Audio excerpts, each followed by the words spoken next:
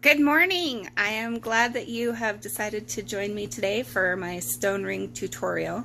My name is Kirsten and I am excited to have you here.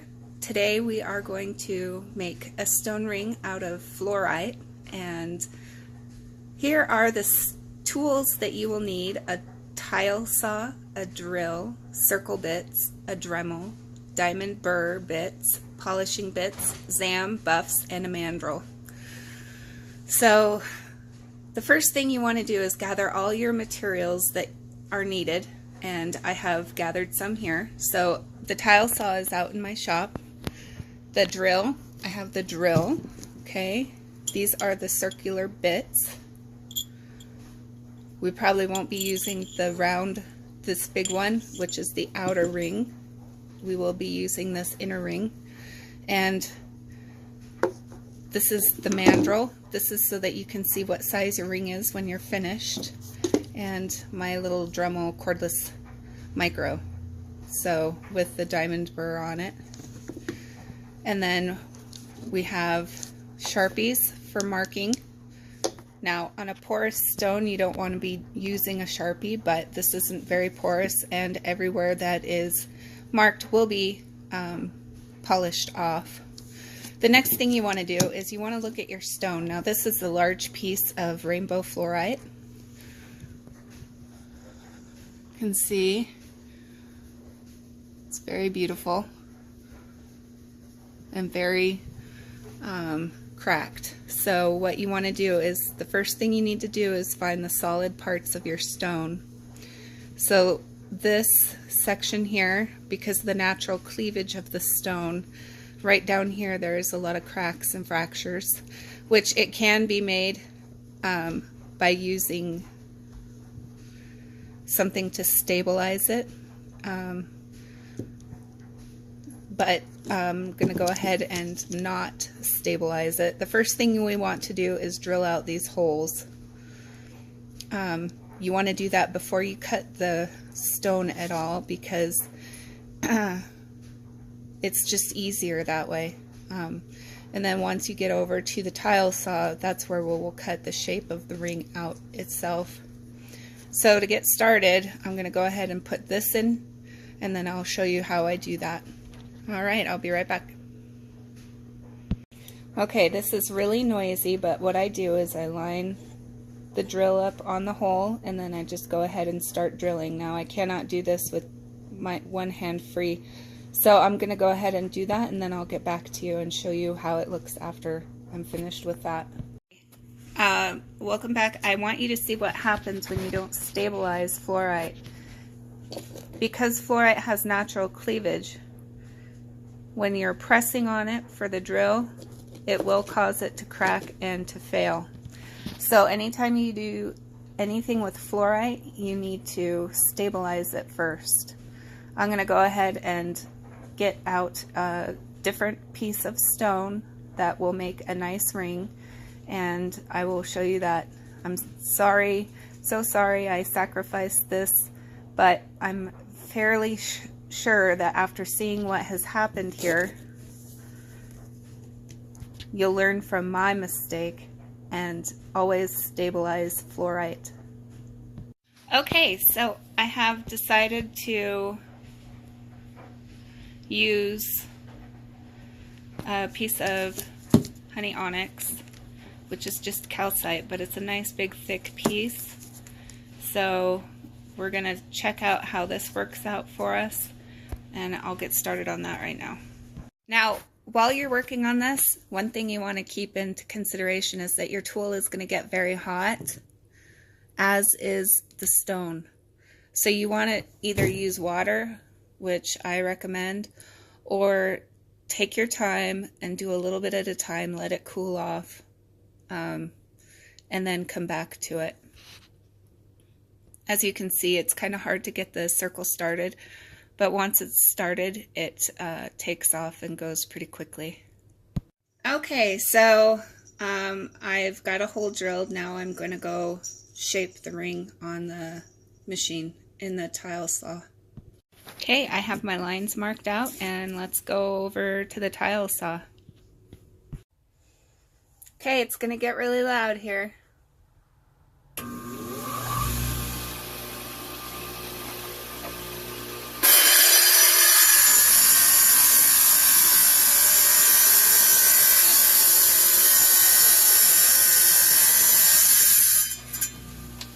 Okay, you can see that I'm just cutting right on the lines.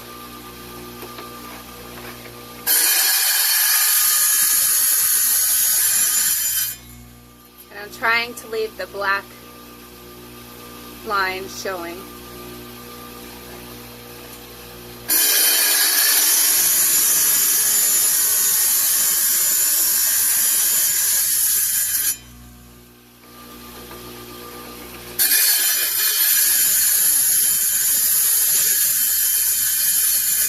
For those of you that don't know, you can use the side of your saw to shape.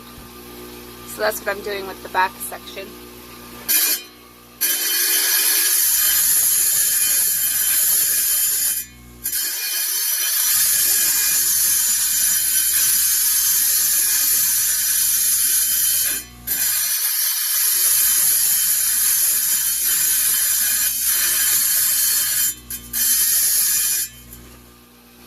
Okay, nice shape, nice round. Now I'm going to go ahead and cut the angles on the front of the ring.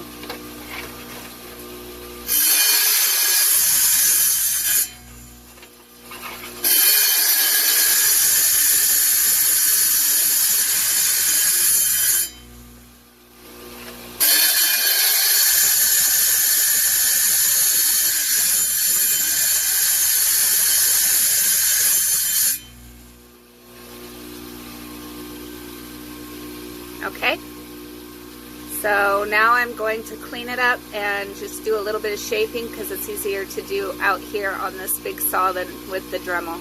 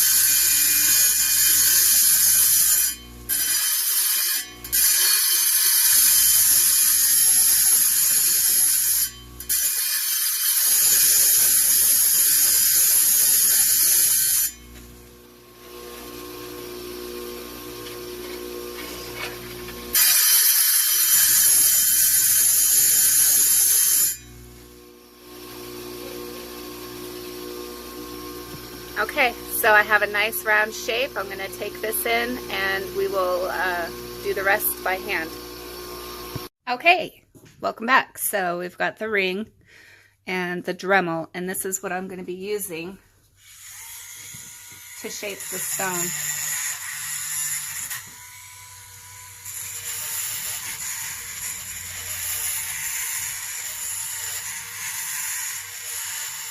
All I'm doing is softening the corners.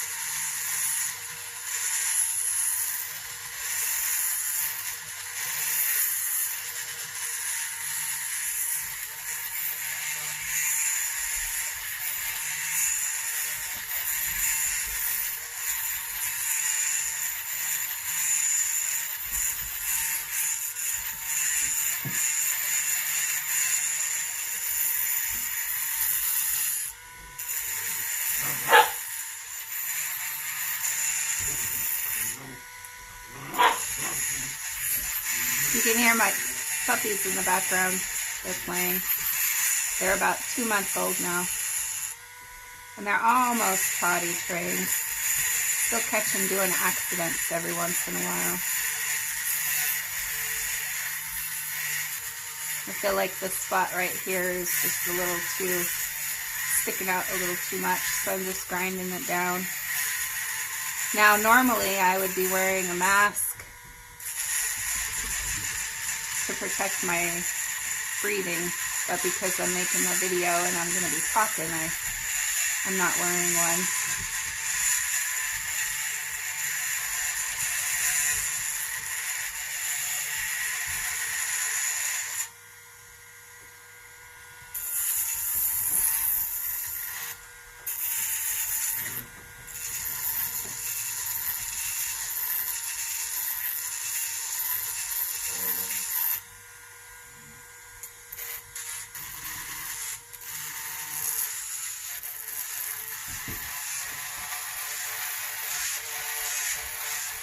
I'm just letting this do the work for me. I'm not pushing too hard. I'm not pushing actually at all.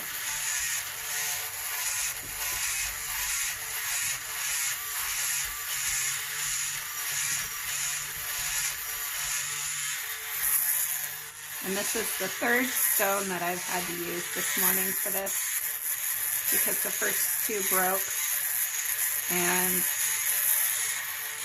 quite unexpectedly.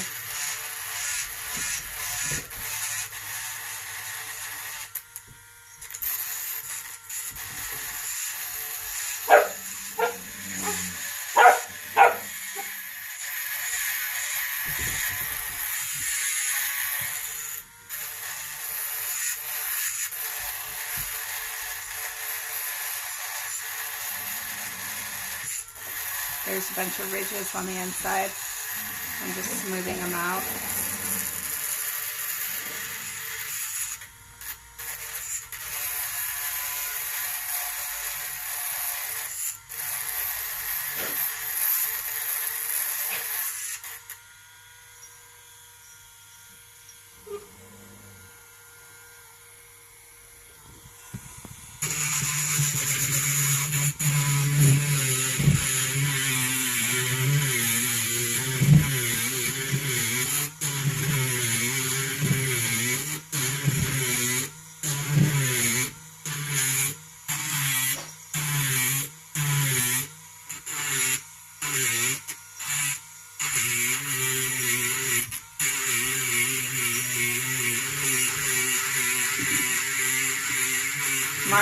No.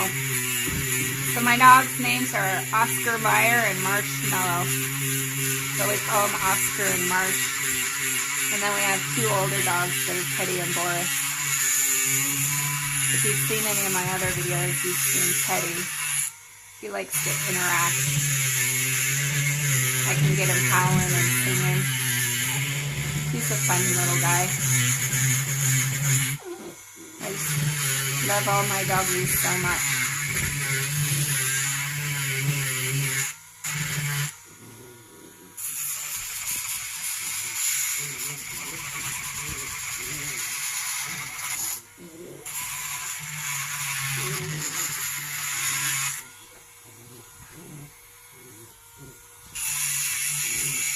Now I'm just sanding off the marks that I made.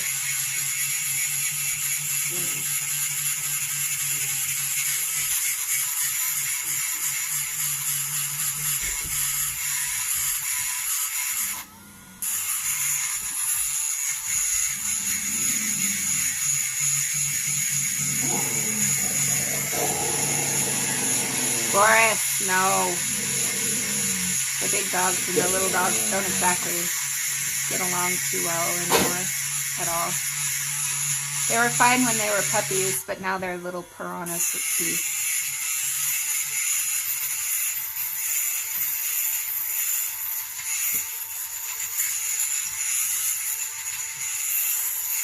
Now the one thing about using a Sharpie when working with stone is that it will mar or go through, and on a really porous stone it'll soak in nice and deep, so that's something you need to consider. A harder stone is better for working.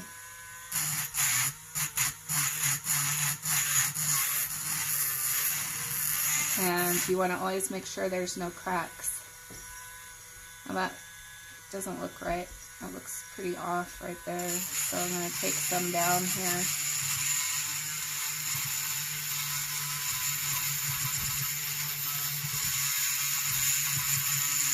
And it's not going to be perfect because it's handmade by me.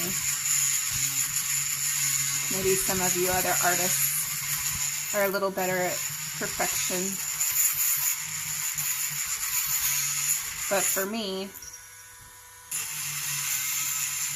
I just try to get it close.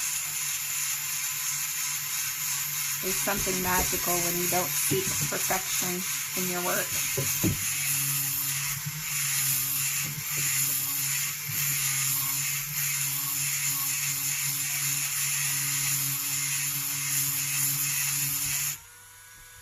That does look better.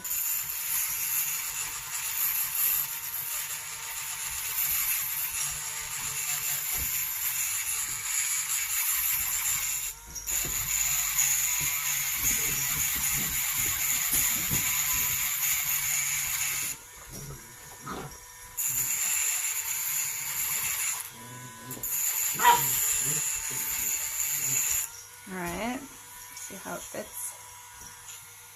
Feels pretty good. But I can still see there is quite a bit more on that side than there is on the other.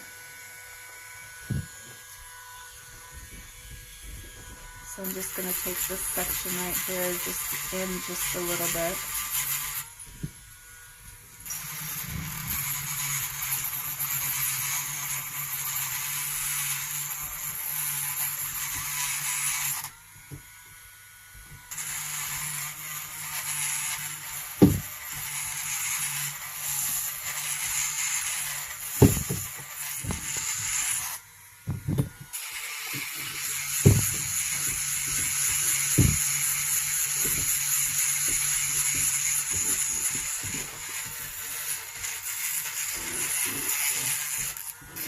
Now you can obviously go on and make your ring very detailed as you want with the Dremel. But just for an example today, I'm just going to keep it very, very simple.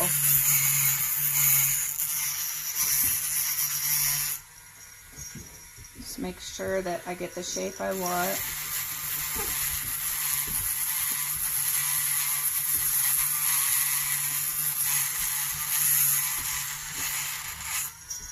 This is probably the hardest part of the process, because if you're anything like me, you probably have a hard time stopping once you get to a certain point where it's good enough. And I have this thing where I always try to do perfection. Well, that's just going to bring frustration, because no rock is perfect. No artist is perfect. So you can't expect perfection, but you can expect greatness.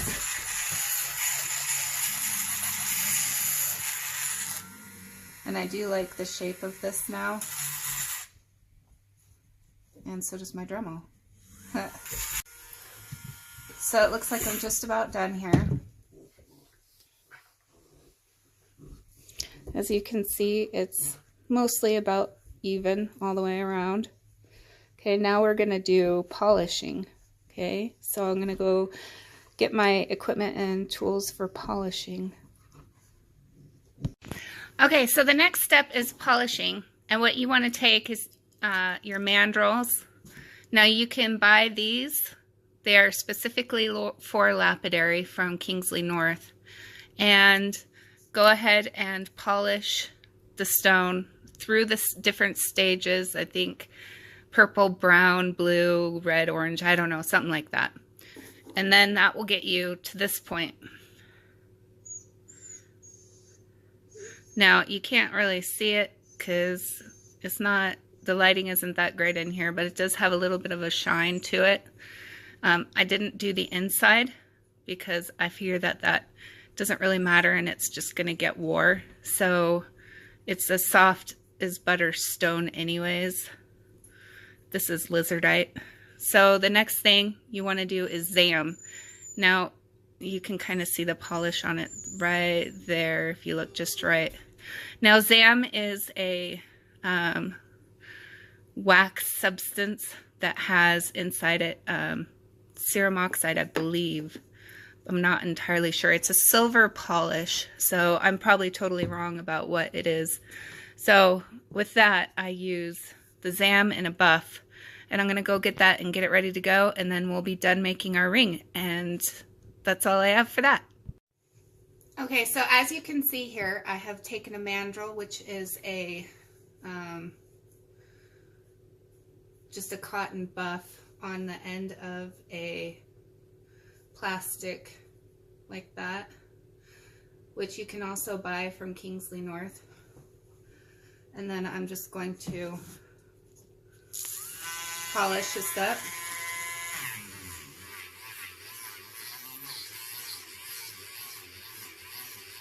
And bring it to a nice high shine.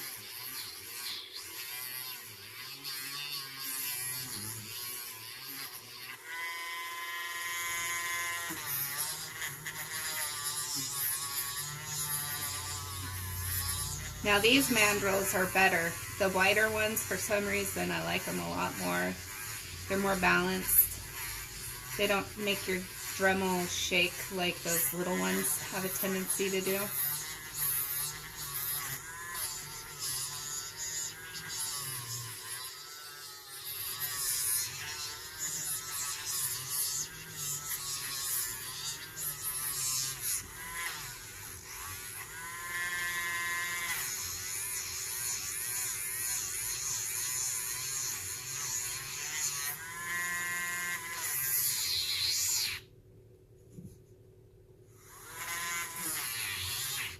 This is one of those Dremels, if you apply too much pressure, it turns itself off.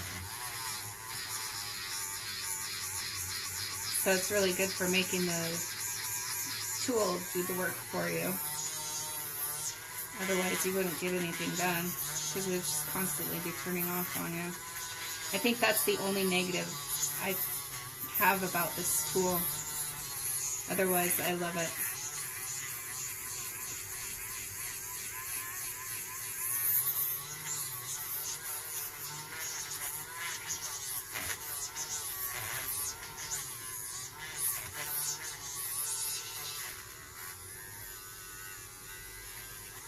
Yeah.